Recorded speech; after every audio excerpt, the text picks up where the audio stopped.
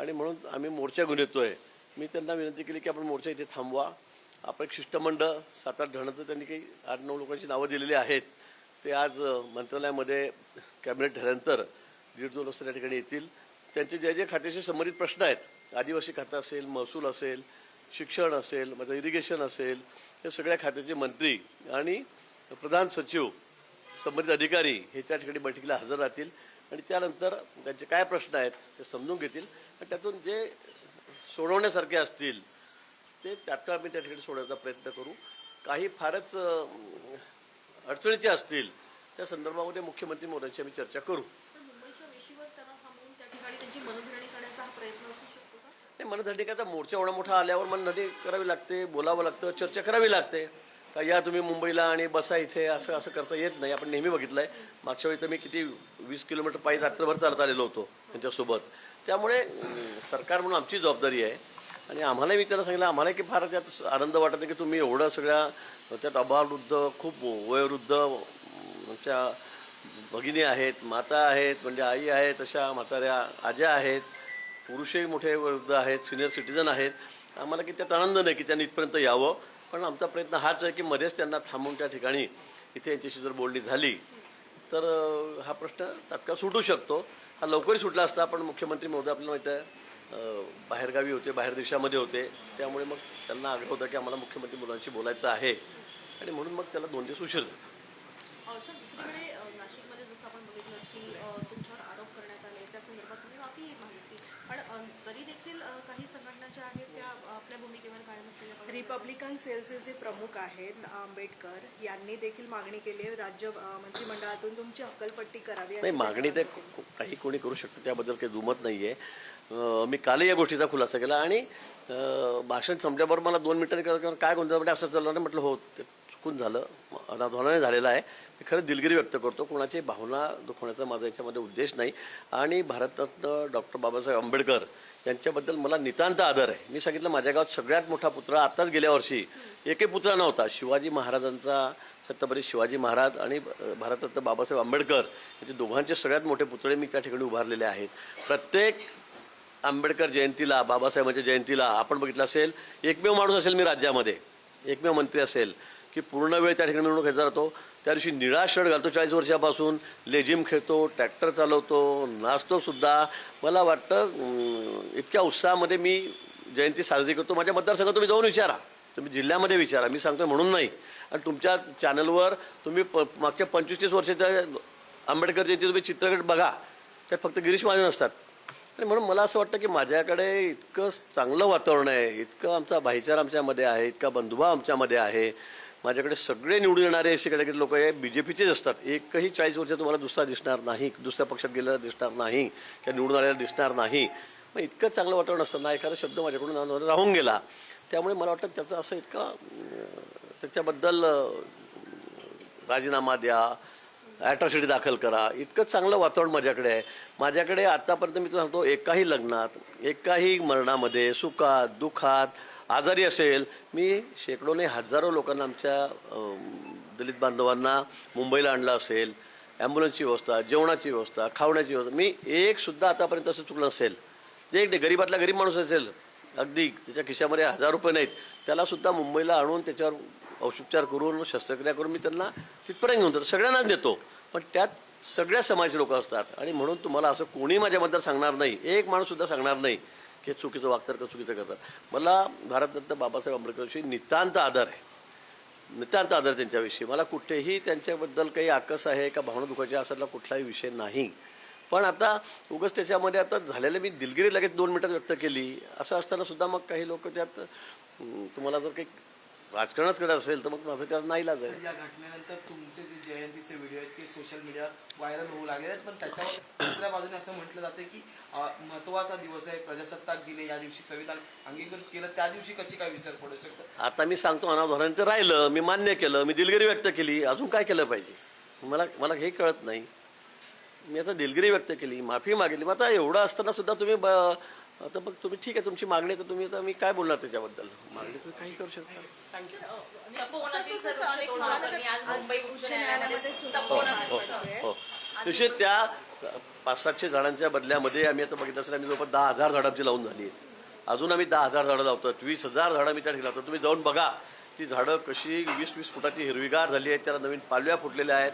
अतिशय सुंदर असं ते त्या ठिकाणी वनच तयार झालेलं आहे. आणि 2-3 वर्षामध्ये तर आपण अजून बघा त्या ठिकाणी काय परिस्थिती होती.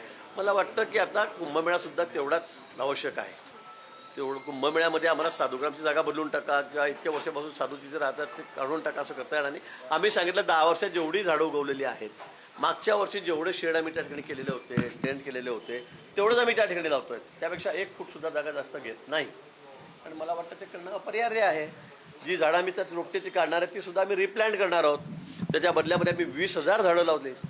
आता असं असूनही जर कोणी म्हणाल की नाही तिथे करायचंच नाही, तर मला वाटतं हे काही योग्य नाही.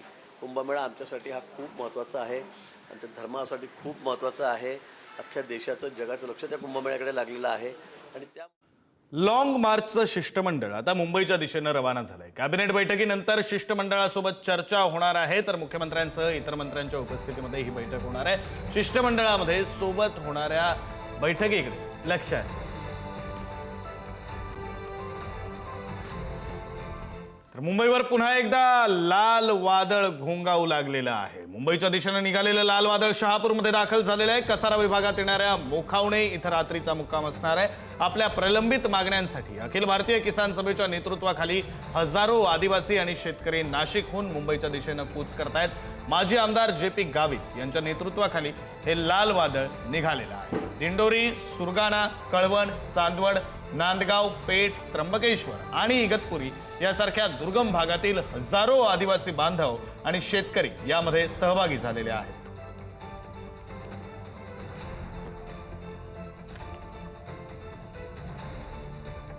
तो पश्चिम नद्यांचं पाणी पूर्व वाहिन्यांमध्ये टाकून आणि ते पाणी मराठवाडा आणि खानदेशला देण्याच्या दृष्टिकोनातून वेगवेगळ्या योजना त्याच्यावरती राबवल्या जाव्यात.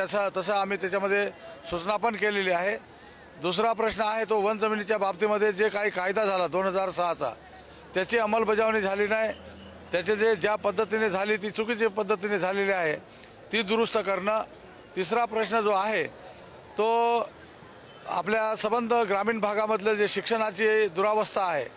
जिल्हा परिषदच्या शाळांना इमारत नाही, शिक्षक नाही, मुलांचं फार मोठं शैक्षणिक नुकसान होतं आहे आणि भविष्य त्याचं कोलमडून पडतं आहे. चौथा प्रश्न जो आहे तो वीज शेतकऱ्याला 24 तास 3 फेज मिळाली पाहिजे. तर तुम्ही जे लिखित स्वरूपामध्ये दिली त्याची अंमलबजावणी झाली पाहिजे. आज जवळजवळ 7-8 वर्ष झाली त्याची अंमलबजावणी होताना दिसत नाही. शेवटी तुम्ही आमच्या शेतकऱ्यांचं तुम्ही पेशन्समध्ये अंत पाहता का, अशी परिस्थिती निर्माण झालेली आहे. आणि म्हणून मिळालेल्या माहितीप्रमाणे की आज स्वतः मुख्यमंत्र्यांबरोबर शिष्टमंडळाबरोबर चर्चा होणार आहे. तर या ठिकाणाहून आत्ता हा मोर्चा निघणार आहे आणि शिष्टमंडळसुद्धा चर्चेला जाणार आहे.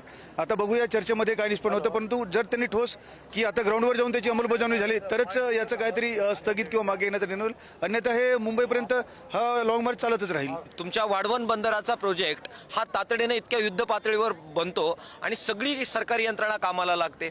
शक्तीपीठ आम्ही कधीच मागितलं नव्हतं. उद्योगपतींना सगळा खनिज ही समुद्रापर्यंत वाहून नेण्यासाठी जे शक्तीपीठ येत आहे त्याच्यासाठीची सगळी तुर्तता अत्यंत वेगानं होते आणि त्या पद्धतीने त्याची कारवाई होते.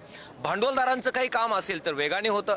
दाओसला जाऊ करार होतात आणि आमच्याबरोबर जो करार झालेला आहे जंगल जमीन देण्याचा त्याची मात्र अंमलबजावणी होत नाही. त्यामुळे अधिकाऱ्यांवर खापर फोडण्याऐवजी सरकारची इच्छाशक्तीचा प्रश्न आहे आणि ती जागी करण्यासाठी परत एकदा लोकशाही मार्गाने आम्ही रस्त्यावर उतरलेलो आहोत. पुढे जाऊया, पुढची बातमी पाहूया. भाजप सरकार शेतकरी विरोधी आहे, प्रत्येक वेळी तोंडाला पानं पुसतं अशी टीका काँग्रेसचे नेते विजय वडेट्टीवार यांनी केली. तर सुप्रीम कोर्टाचा निकाल केंद्राच्या कायद्यानुसार निर्णय होईल असं महसूल मंत्री चंद्रशेखर बावनकुळे यांनी म्हटलंय. मागच्या वेळेस मोर्चा काढला त्यावेळेस खोटी आश्वासनं दिली. लोकांनी शेतकऱ्यांच्या तोंडाला पानं पुसण्याचं काम केलं.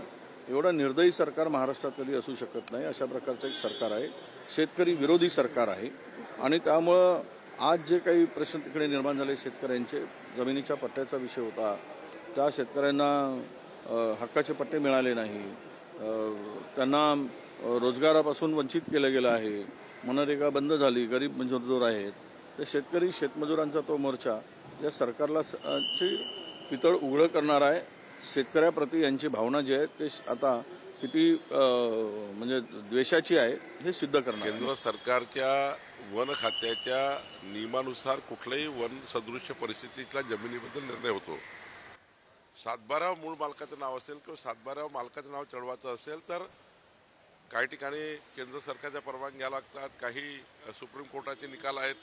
त्यामुळे सुप्रीम कोर्टाचे निकाल आणि केंद्र सरकारचा कायदा या दोन्ही गोष्टीचा विचार करून पुढचा निर्णय होईल. आणि या संदर्भात बोलण्यासाठी आपले प्रतिनिधी किरण ताजने आपल्यासोबत जोडले गेलेले आहेत. किरण, कुठपर्यंत हे लाल वादळ सध्या पोहोचलेलं आहे?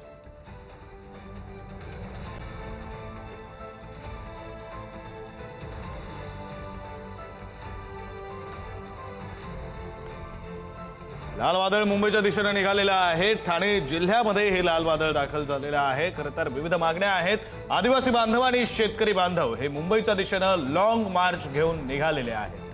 नाशिकमधील आदिवासी बांधव हे आपल्या आंदोलनावर ठाम आहेत. दरम्यान काही वेळापूर्वी या बांधवांचं या लॉंग मार्चचं शिष्टमंडळ मुंबईकडे निघालेलं आहे. त्यापूर्वी गिरीश महाजनांशी काल चर्चा झालेली आहे. अगदी आज सुद्धा गिरीश महाजनांनी फोन करून विनंती केली होती की मुंबईकडे येऊ नका, सगळ्या मागण्या मान्य होतील, आज बैठक होणारच आहे. मात्र मार्च सुरूच राहील अशी भूमिका या सगळ्या बांधवांनी आणि लॉंग मार्चने घेतलेली आहे. पुन्हा एकदा जाऊया, आपले प्रतिनिधी किरण ताजने आपल्यासोबत आहेत. किरण, कुठपर्यंत सध्या हा मोर्चा पोहोचलेला आहे, लॉंग मार्च पोहोचलेला आहे, काही नवे अपडेट्स समोर येत आहेत का?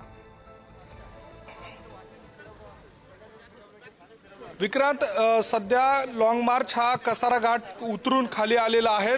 ठाणे हद्दीमध्ये या संपूर्ण लॉंग मार्चने प्रवेश केलेला आहे.